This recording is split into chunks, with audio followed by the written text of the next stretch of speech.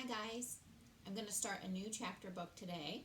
I've never read this book before, but I've heard lots and lots of good things about it.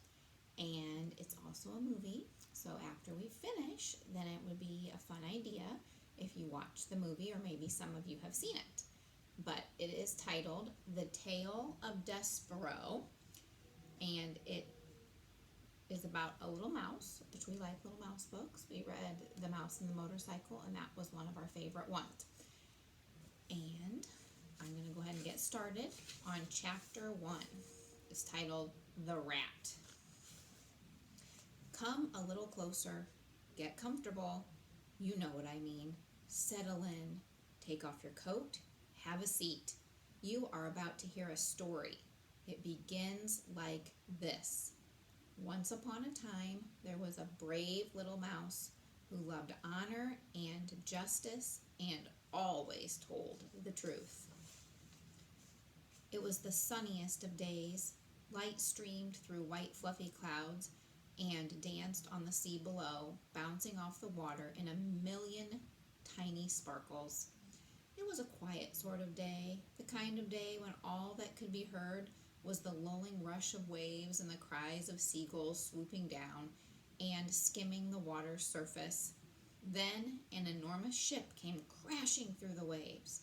Its tall masts reached for the sun, and its large white sails snapped in the breeze. The wooden deck creaked as the bows sliced through the water. On board, the ship was full of activity. Everywhere were the common sights of sailing life: winches, cannons, peg legs, and tattoos. Thick arms pulled hard on even thicker ropes. Sailors grunted and shouted. Makes me think of like a pirate ship or a really big sailboat. But if you look very closely, you'd see something most unexpected. Amid the action, a small rodent lay fast asleep. Strangely, it was not lurking in some dark nook. Instead, it was basking in the bright sunlight, curled up on deck in plain sight. As the massive ship settled in after tacking, the creature awoke. It got up, stretched, and yawned. It raised its pointed snout toward the sun, letting the light wash over it, and took a deep breath of salty air. Then it looked around, as if searching for someone. The crew was just beginning to relax. Men grabbed a seat on barrels or huge coils of rope. Some lit their pipes. One played the penny whistle, and its tune wafted out over the deck while the waves rocked the boat rhythmically. The creature ran across the deck toward the sailors. It boldly approached a man who sat whittling a small figure. Even more shocking, the brazen little rodent was soon settled comfortably upon the man's shoulders. "Tell me that thing again," it said into the sailor's ear. "Please." The sailor, whose name was Pietro, smiled warmly at all too familiar request. "Oh, come on, Roscuro." You might be thinking, Roscuro must be the brave little mouse. No, that's not him. That's a rat. And anyone who knows anything, there's a big difference between a mouse and a rat. First of all, rats hate the light. They spend their lives in darkness. They're also terrified of people, which is why they slink and cower all the time. And as far as telling the truth is concerned, well, that's impossible, because as everyone knows, a rat can't talk. And yet, just once, I promise, Roscuro said, leaning forward. "Tell me one more time, and I won't ask you ever again. I swear." Pietro sighed. "Fine. We are headed to Dor, one of the most magical places in the whole world." "No, that's not what you said before," said Roscuro, shaking his head. "You know, every place has something special." "That is what I said." "No, it is not," Roscuro insisted. "Remember what you said? It was so great." Roscuro stood up straight as if making a pronouncement. "Every place we go has something special about it. And in Dor, it's the soup." "See, you know it," said Pietro. Yeah, but not like you do. Come on. Not just any soup, Roscuro continued dramatically. Amazing soup. Incredible soup. In fact, after you taste one spoonful, you will never want to have any other soup again for the rest of your life. So what do you need me for? Pietro asked, amused.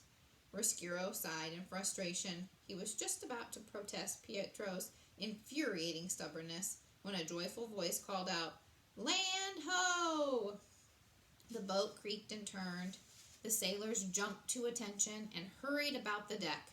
At once, Roscuro jumped off Pietro's shoulder and raced up to the nearest rope. He leaped from spar to spar, scurried across the sails, and nimbly crossed one of the lines, working his way up the mast, all the way to the crow's nest.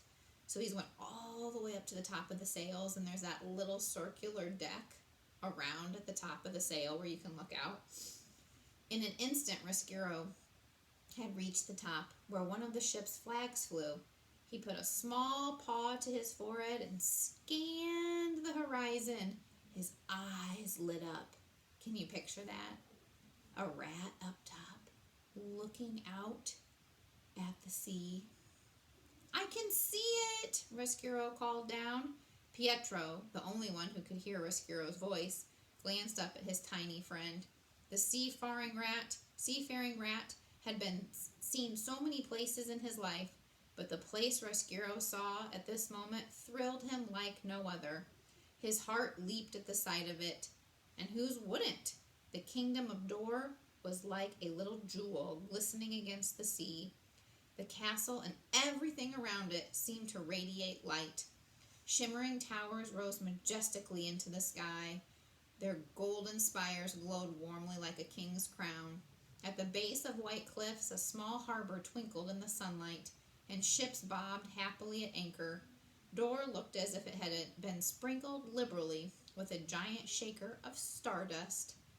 To a rat who loved light, Dor was a magical place indeed. But there was something else, something amazing.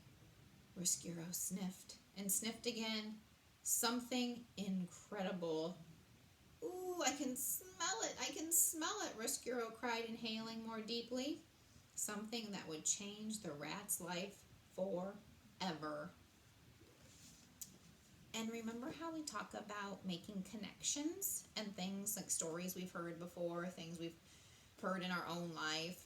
For some reason, this first chapter made me think of the movie Ratatouille, where the rat is an excellent chef and cook, and one of the great things he makes is that really good soup with the chef from the restaurant.